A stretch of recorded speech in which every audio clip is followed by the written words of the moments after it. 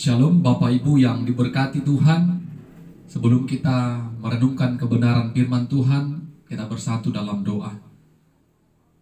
Kami mengucap syukur kepada-Mu ya Tuhan buat berkat dan pertolongan Tuhan sampai pada saat ini. Roh-Mu yang kudus memimpin kami untuk memperdengarkan dan mendengarkan sabda Tuhan. Ajari kami agar kebenaran firman Tuhan yang boleh kami dengar, kami boleh dimampukan untuk mengerti dan dimampukan untuk melakukannya. Roh Kudus Tuhan menolong setiap kami. Dalam nama Yesus kami berdoa dan bersyukur. Amin. Saudara-saudara, firman Tuhan yang menyapa kita pada saat ini dari Mazmur pasal 48 ayat pertama sampai 15. Kami akan bacakan firman Tuhan bagi kita. Demikianlah firman-Nya. Sion, kota Allah, nyanyian Mazmur Bani Korah. Besarlah Tuhan dan sangat terpuji di kota Allah kita. Gunungnya yang kudus, yang menjulang permai, adalah kegirangan bagi seluruh bumi. Gunung Sion itu jauh di sebelah utara, kota raja besar. Dalam puri-purinya Allah memperkenalkan dirinya sebagai benteng. Sebab lihat, raja-raja datang berkumpul. Mereka bersama-sama berjalan maju. Demi mereka melihatnya, mereka tercengang-cengang, terkejut, lalu lari kebingungan. Kegentaran menimpa mereka di sana. Mereka kesakitan seperti perempuan yang hendak melahirkan. Dengan angin timur engkau memecahkan kapal-kapal Tarsis. Seperti yang telah kita dengar, demikianlah juga kita lihat di kota Tuhan semesta alam, di kota Allah kita. Allah menegakkannya untuk selama-lamanya. Kami mengingat, ya Allah, kasih setiamu di dalam bait-Mu seperti nama-Mu, ya Allah. Demikianlah kemasyuran-Mu sampai ke ujung bumi. Tangan kanan-Mu penuh dengan keadilan. Biarlah gunung Sion bersuka cita. Biarlah anak-anak perempuan Yehuda bersorak-sorak oleh karena penghukuman-Mu. Kelilingilah Sion dan edarilah dia. Hitunglah menaranya. Perhatikanlah temboknya. Jalanilah puri-purinya. Supaya kamu dapat menceritakan kepada angkatan yang kemudian. Sesungguhnya inilah Allah. Allah kitalah dia seterusnya dan untuk selama-lamanya. Dialah yang memimpin kita. Amin. Saudara-saudara, Bapak Ibu yang diberkati Tuhan, tema kebenaran firman Tuhan bagi kita pada saat ini, Allah benteng bagi kita. Allah benteng bagi kita. Bapak Ibu yang diberkati Tuhan, tentu sebagai orang percaya, dikala kita hidup di dalam pergumulan, masalah, baik itu sakit penyakit, kesehatan, baik itu masalah keluarga atau keharmonisan rumah tangga, baik itu masalah ekonomi, baik itu masalah-masalah yang menyusahkan hati dan pikiran kita. Tentu kita tahu kepada siapa kita harus datang meminta perlindungan, meminta permohonan dan pertolongan.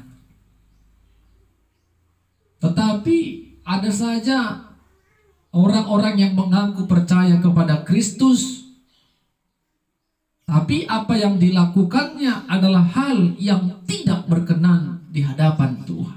Apa contohnya? Dia Kristen, tapi rumahnya dipagari dengan kekuatan dunia, dengan meletakkan jimat di tempat-tempat tertentu. Dia Kristen, tetapi dia memiliki penjaga badan agar terhindar dari segala mara bahaya. itu masih ada di sekitar kita, Bapak Ibu.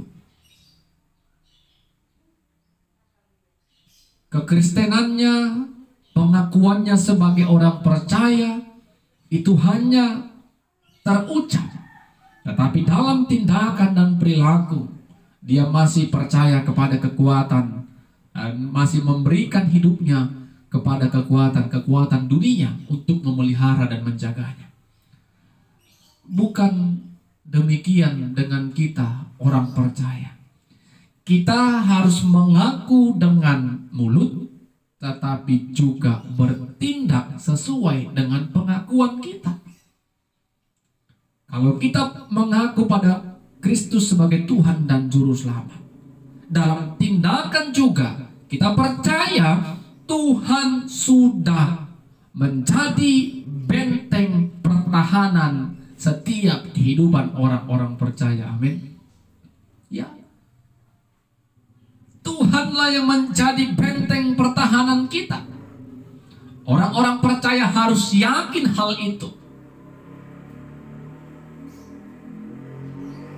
Karena tanpa pertahanan yang kuat, kita tidak akan mampu menjalani hari-hari di tengah-tengah dunia ini. Tetapi karena ada benteng yang teguh, benteng yang kuat, yaitu Allah sendiri di dalam kehidupan kita, sehingga kita boleh bertahan. Kita ditopang, kita dikuatkan, kita ditolong dan diberikan hikmatnya untuk bisa keluar dari pergumulan permasalahan kita. Kalau kita lihat arti dari benteng, saudara-saudara, adalah bangunan untuk terhindar dari musuh. Benteng itu adalah dinding yang bisa melindungi kita,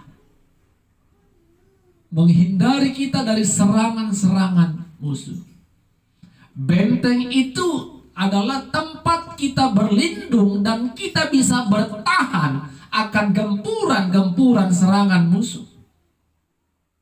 Itu pengertian dari benteng. Sehingga kalau kita baca dengan seksama, dengarkan apa yang dikatakan oleh pemazmur mulai saksikan pada awal-awal nyanyiannya. Besarlah Tuhan.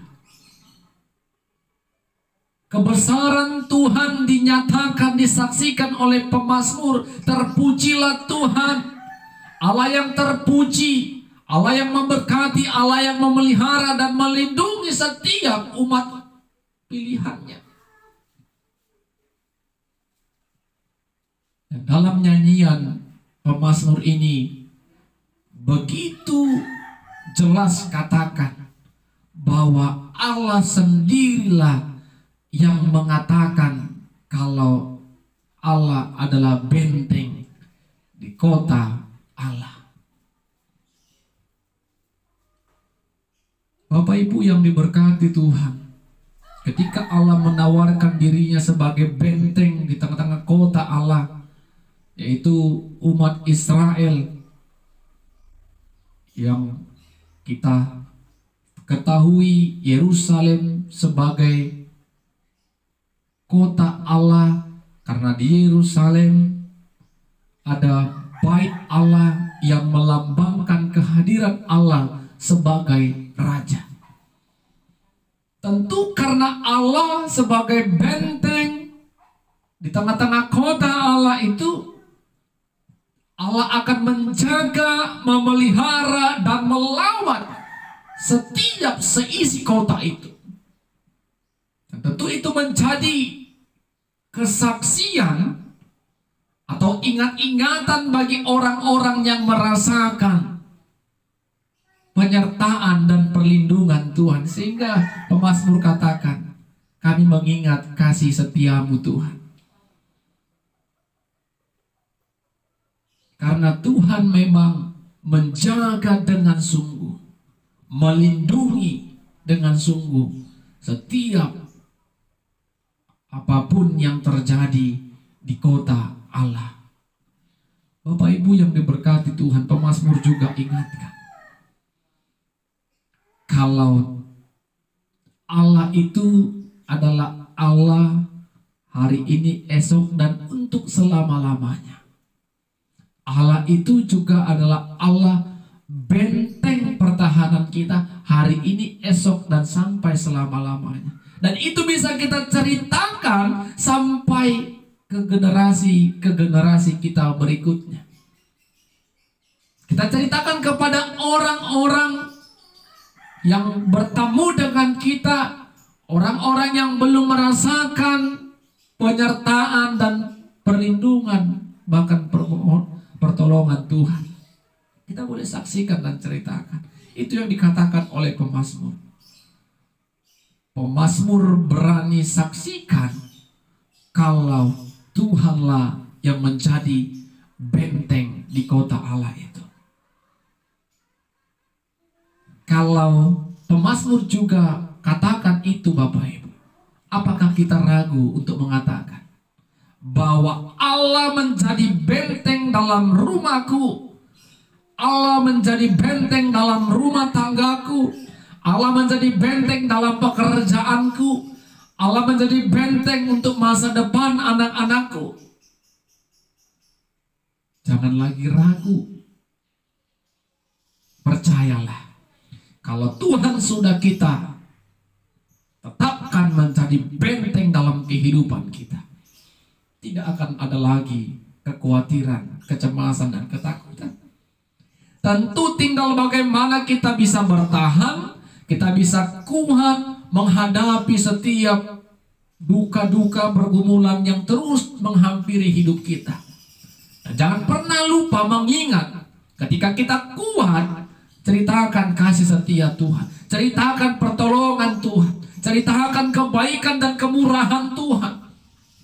Dan kita juga harus katakan, Allah itu adalah Allah yang menjadi pemimpin kita. Itu nyanyian penutup pada mazmur ini. Dialah pemimpin kita. Dia bukan menjadi benteng pertahanan saja, tetapi dia juga yang akan memimpin kehidupan kita. Memimpin, kita harus taat kepada orang yang memimpin. Tentu secara dunia, apalagi kepada Sang Pencipta, karena kita adalah yang diciptakan. Kita harus taat kepada Dia yang menciptakan dan sebagai pemimpin kita. Kita harus tunduk kepada jalan yang telah ditetapkan Tuhan. Jangan pernah lari dari jalan pemimpin kita. Bapak Ibu yang diberkati Tuhan, apa yang mau kita renungkan dari kebenaran firman Tuhan pada saat ini? Yang pertama, sebagai orang percaya, kita harus imani, kita harus mensyukuri kalau hidup kita sesungguhnya sudah dibentengi oleh Allah. Tetapi kita kurang sadar, kita tidak percaya, masih ada keraguan, sehingga kita masih memakai kekuatan-kekuatan dunia untuk menjaga, melindungi seisi rumah kita dan anak cucu kita dengan kekuatan-kekuatan dunia. Keyakinan kita belum sempurna kepada Tuhan sebagai benteng kita. Kita harus imani, Bapak Ibu, orang-orang percaya itu telah dikaruniai, dianugerahkan Tuhan, dan memiliki kekuatan, benteng yang teguh dan kuat, sehingga gempuran apapun, masalah apapun, badai apapun yang datang kepada kita, kalau kita kuat dalam Tuhan, kita bisa berjalan perlahan, dan sampai pada akhirnya kita bisa keluar dari pergumulan kita itu. Yang kedua, Bapak Ibu, ketika kita sudah dibentengi oleh Tuhan, mari ingatlah kalau semua itu karena kasih Tuhan, bukan karena kekuatan kita, Belajarlah untuk merenungkan.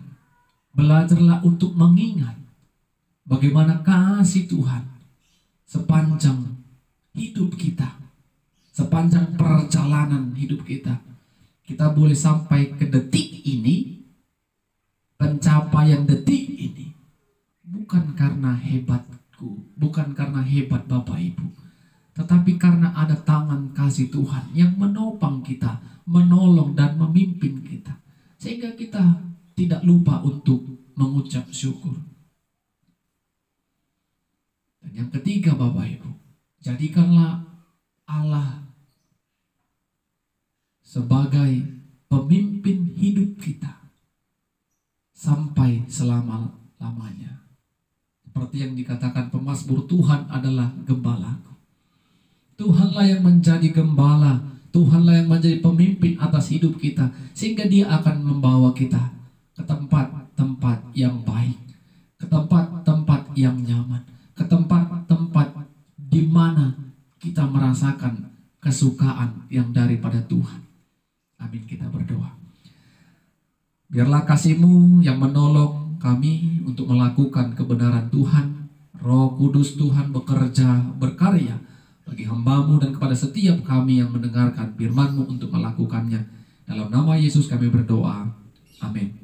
Shalom Bapak Ibu, Tuhan Yesus memberkati kita semua. Shalom Bapak Ibu yang diberkati Tuhan. Sebelum kita diberkati melalui kebenaran firman Tuhan, mari kita bersatu di dalam doa. Terima kasih kami ucapkan kepadamu ya Tuhan, Tuhan yang mencipta kami, Tuhan yang memelihara dan melawat hidup kami. Kami bersyukur hari ini Tuhan boleh izinkan kami untuk boleh dengar-dengaran firman-Mu. Biarlah hati dan pikiran kami tertuju kepada kasih Tuhan melalui firman-Mu. Roh-Mu yang kudus menolong setiap kami yang mendengarkan firman-Mu. Dalam nama Yesus kami berdoa. Amin. Saudara-saudara, firman Tuhan menyapa kita pada saat ini dari 2 Korintus pasal 12 ayat 2 sampai 10. Kami akan bacakan firman Tuhan bagi kita. Demikianlah firman-Nya. Aku tahu tentang seorang Kristen 14 tahun yang lampau, entah di dalam tubuh aku tidak tahu, entah di luar tubuh aku tidak tahu. Allah yang mengetahuinya. Orang itu tiba-tiba diangkat ke tingkat yang ketiga dari sorga.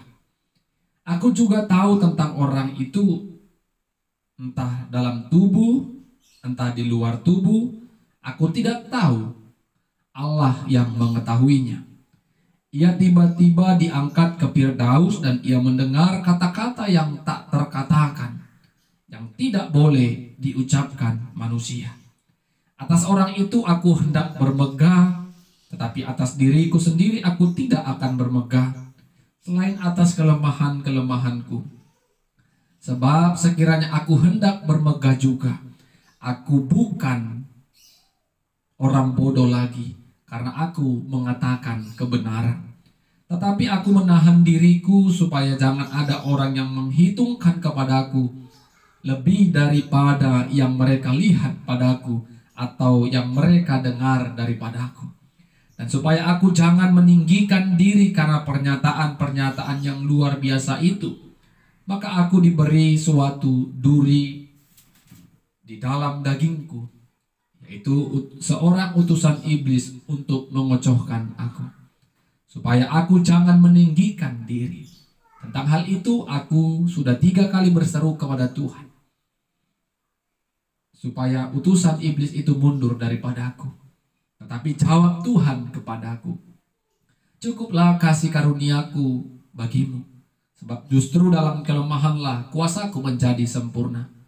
Sebab itu terlebih suka aku bermegah atas kelemahanku, supaya kuasa Kristus turun menaungi aku. Karena itu aku senang dan rela dalam kelemahan, di dalam siksaan, dalam kesukaran, dalam penganiayaan dan kesesakan oleh karena Kristus. Sebab jika aku lemah, maka aku kuat. Amin. Saudara-saudara, Bapak Ibu yang diberkati Tuhan, tema firman Tuhan bagi kita pada saat ini jika aku lemah, maka aku kuat. Bapak Ibu yang diberkati Tuhan, kalau kita memakai logika akal pikiran kita, bagaimana mungkin tema ini bisa menjadi sebuah keyakinan di dalam kehidupan kita? Orang yang lemah tentu pasti secara akal manusia tidak akan dapat bertahan. Dia akan hancur dan tertinggal. Tetapi kalau orang kuat, dia akan bertahan. Apalagi di tengah-tengah zaman modern ini Bapak Ibu, orang yang kuatlah yang bisa bertahan di dalam dunia ini. Tidaklah demikian bagi Rasul Paulus. Dia menyaksikan hidupnya kepada jemaat yang ada di kota Korintus. Dia bersaksi kalau Paulus memiliki kelemahan. Paulus memiliki pergumulan. Paulus memiliki kekurangan di dalam dia mengerjakan apa yang menjadi tugas yang diberikan Tuhan kepada hidupnya. Dia bersaksi melalui surat 2 Korintus yang kita baca dan renungkan saat ini. Bagaimana dia menyaksikan kalau Kristus telah bersuara kepada Paulus ketika Paulus akan berjalan menuju Damsyik. Paulus merasakan, dia melihat dan mendengar, mendapatkan penglihatan bahwa Kristus bersuara dari sorga atas hidupnya, agar Paulus bisa menjadi saksi Kristus melalui berita Injil. Tetapi Paulus tidak mau saksikan itu, karena kalau Paulus saksikan itu, Paulus ceritakan itu seolah-olah dia memiliki kesombongan rohani karena Allah langsung bersuara kepada dia. Dia tidak memegahkan dirinya. Dia tidak menganggap kalau itu adalah hal yang sungguh luar biasa dan menjadi sebuah kesombongan dalam pelayanan Paulus. Paulus belajar untuk tidak memegahkan dirinya. Paulus belajar untuk tidak menyombongkan panggilan itu. Tetapi Paulus tetap mengikuti alur yang diberikan Kristus kepada hidupnya. Oleh karena itu, di dalam kehidupan Rasul Paulus, Paulus sendiri saksikan dalam suratnya, kalau dalam dirinya ada duri dalam daging. Bapak Ibu, Paulus saksikan di dalam dirinya ada duri dalam daging, utusan iblis yang akan mengocokkan hidup Paulus. Tetapi apakah Paulus mundur karena duri dalam daging itu ada dalam dirinya, ada dalam tubuhnya? Tidak. Itu yang mengajar dia, itu yang membentuk dia untuk tetap hidup di dalam kerendahan hati. Itu mengingatkan dia kalau dia tidaklah pribadi yang sempurna, yang bisa melakukan segala hal, yang tidak ada hambatan dalam tubuhnya. Banyak orang yang mengatakan duri dalam daging ini seperti sakit yang tidak bisa disembuhkan dalam hidup Paulus. Sehingga apa yang disaksikan Paulus? 3 kali aku berseru kepada Tuhan agar duri dalam daging ini diambil. Tetapi apa jawab Tuhan? Cukuplah kasih karuniaku kepadamu. Karena di dalam kelemahanmu lah kuasaku nyata. Kita tahu Paulus dan Allah memiliki hubungan yang dekat. Sehingga Paulus berani saksikan, sudah kudoakan agar duri dalam daging itu tidak ada dalam diriku. Tetapi apa kata Tuhan? Cukuplah kasih karuniaku kepadamu. Karena dalam kelemahanmu lah kuasaku semakin nyata. Ternyata dari kesaksian Paulus ini kita juga bisa belajar apa yang kita derita, apa yang kita alami, baik itu sakit, penyakit, dan penderitaan, bahkan kelemahan apapun itu mengingatkan kita kembali kalau di dalam kekurangan kita lah ternyata Tuhan akan pakai kita secara luar biasa. Amin. Ya. Belajar dari apa yang disaksikan Paulus. Apakah Tuhan bisa membuat kita tidak hidup dalam pergumulan? Tentu bisa. Tetapi kalau kita tidak hidup dalam pergumulan, kita akan menjadi orang yang tinggi hati, sombong, dan tidak mengingat Tuhan. Karena kita punya kelemahan, karena kita punya kekurangan, karena kita punya penderitaan dan sakit penyakit dalam kehidupan kita. Itu yang mengingatkan kita kalau kita tidak sempurna. Sehingga kita belajar untuk tetap hidup rendah hati.